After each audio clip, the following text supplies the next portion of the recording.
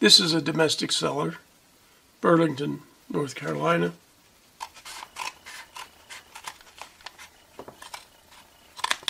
Here we go.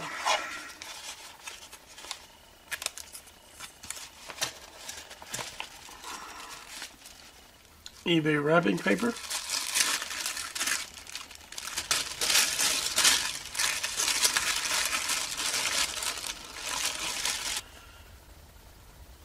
Alright, so this is Cellar of vintage vacuum tubes. Nice heavy bag, and what these are Hewlett-Packard little grabbers. The ones from China are not very substantial. And I figure anything made in the United States by Hewlett-Packard is, you must sell tubes that have been tested. And Steve and Gretchen.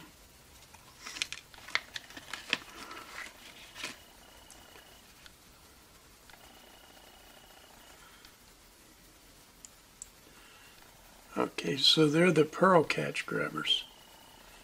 You can see that they two little prongs open up and then grab a hold of it as it closes. Pretty nice. It looks like it accepts a cable entry from either side. Just pull apart. Yes, it does. So I'm guessing I would fasten a cable, a test lead, to one side and probably cut off the other side. Or does this do something in addition to? Oh, it serves to push, so maybe just put a piece of shrink tube on the other side.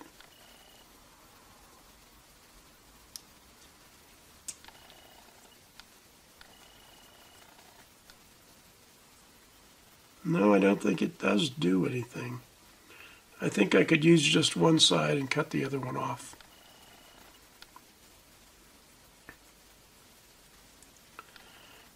Or I may just take a piece of shrink tubing, about that wide, and shrink it over the whole thing, and that way I could color code it. We'll see. These certainly look better than the Chinese ones. Now these were 15 for $20. So this is more than $1 a piece. But it's worth it to me. And the Cellar is that.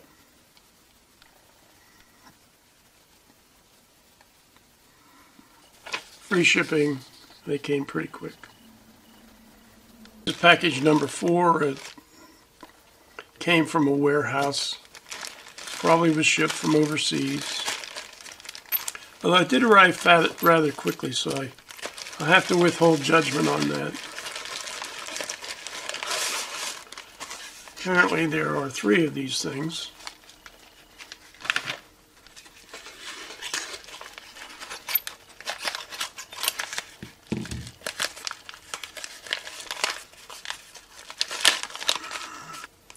So it's an LED constant current driver.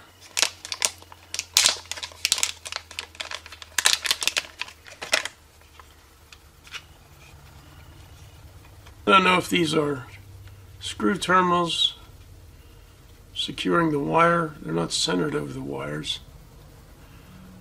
Or not. Let's see what these terminals are.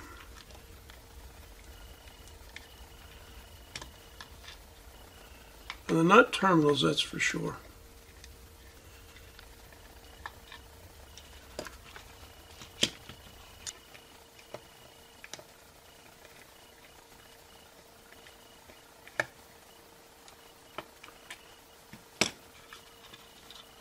There we go. There we go. So there's a loose printed circuit board in there with components on it. And these just are cover plates And they're identical because that one has an X and X.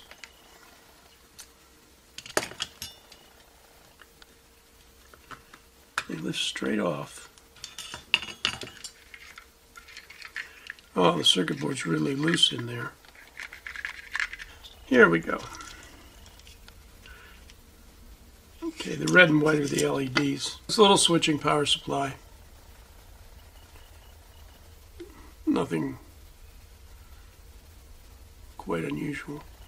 Now the reason I went to the effort of prying this out, this is the eBay seller page, and the one I bought has a plastic case, and it costs $6.50 a piece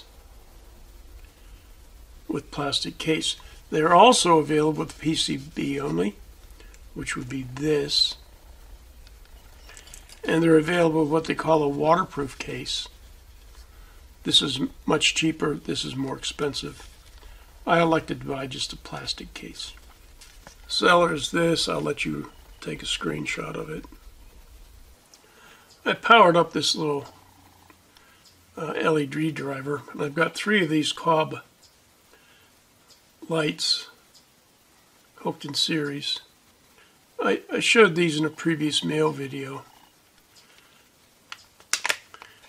Oh, I did not see this. There's a connector here. Must be some sort of standardized connector for a strip of LEDs. And these drivers are rated 6 watts. Input voltage of 85 to 277. Now I measured an open circuit voltage of 51 volts. That 20 is probably at 350 milliamps. Be interesting to put some of these in series and see how many I can keep lit. I had this package from Hobby PCB. I've never ordered from them before. Feels like well, I better open it at the top. I was going to cut the bottom.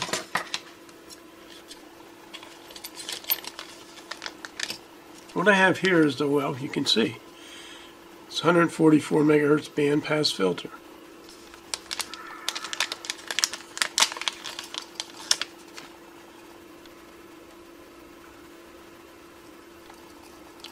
So here it says a 2-meter bandpass filter, Hobby PCB.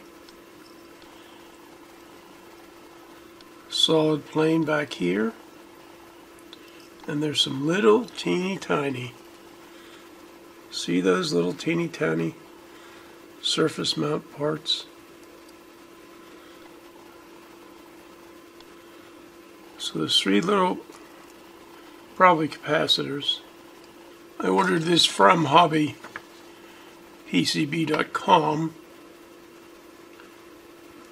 Supposedly it has a 20 watt rating for power, and insertion loss from 144 to 148 is less than 0.7 of a decibel. $20 was, well, actually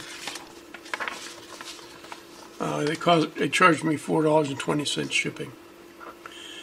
They have a number of items. They're all more pricey than this, but they have 2 other bandpass filters. I should have just bought them as well.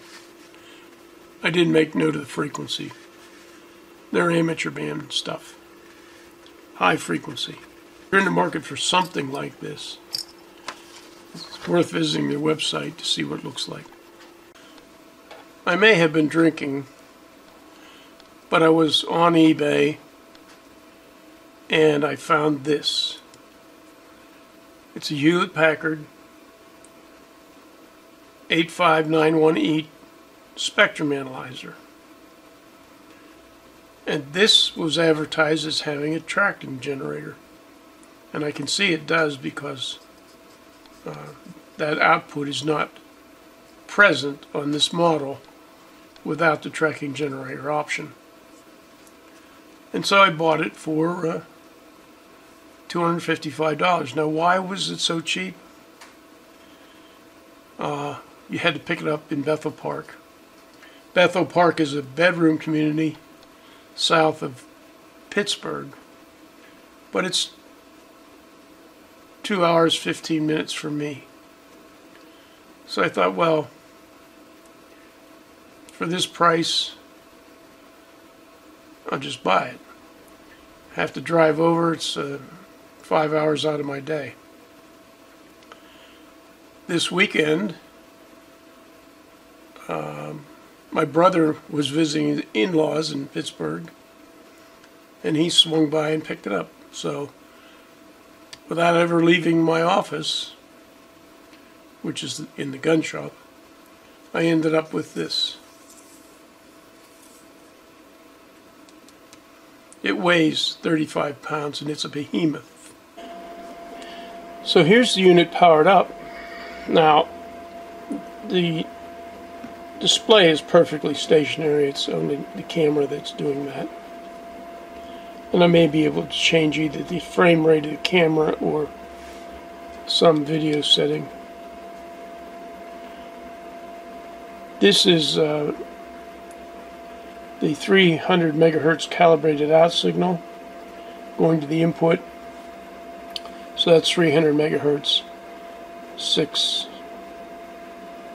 9,000, I guess, harmonics of the fundamental. But if I take the input and move it to the tracking generator, I don't really see anything yet. If I go to auxiliary control, I get a menu here, and tracking generator is here, and it's turned off. Now I'll turn it on, and go back to off. Okay, there the tracking generator's on, and you can see a stationary line up here.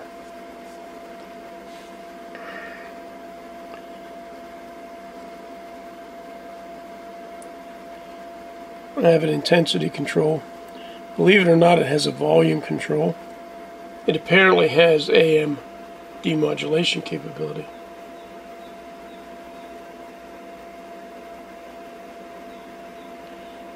Now, this generator has some options.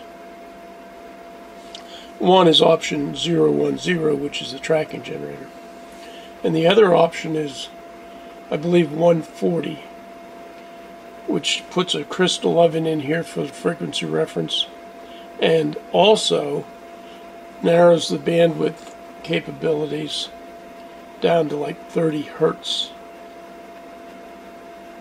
So this works. I did nothing to it.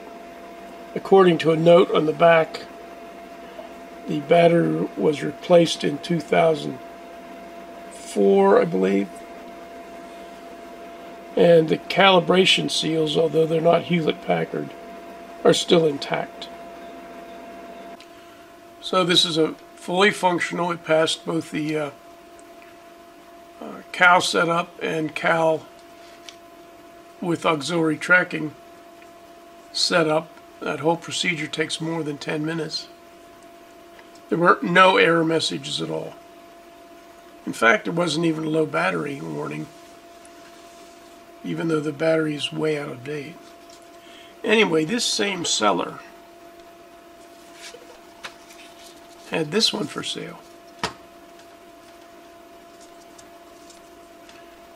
Now, the one I bought here is used, in good condition.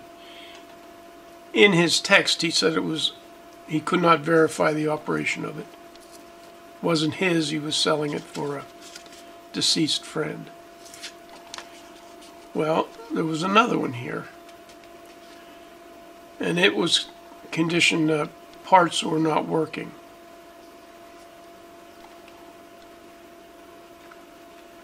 I bought it.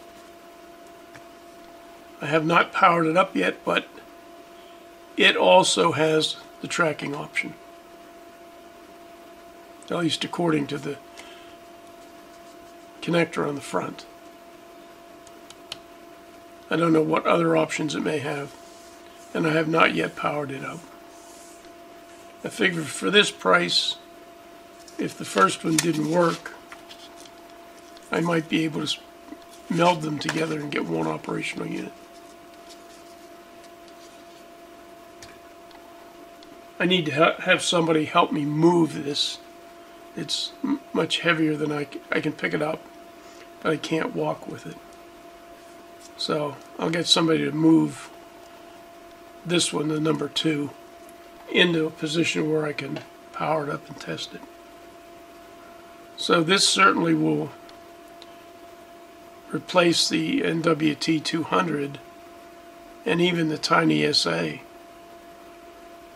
I think.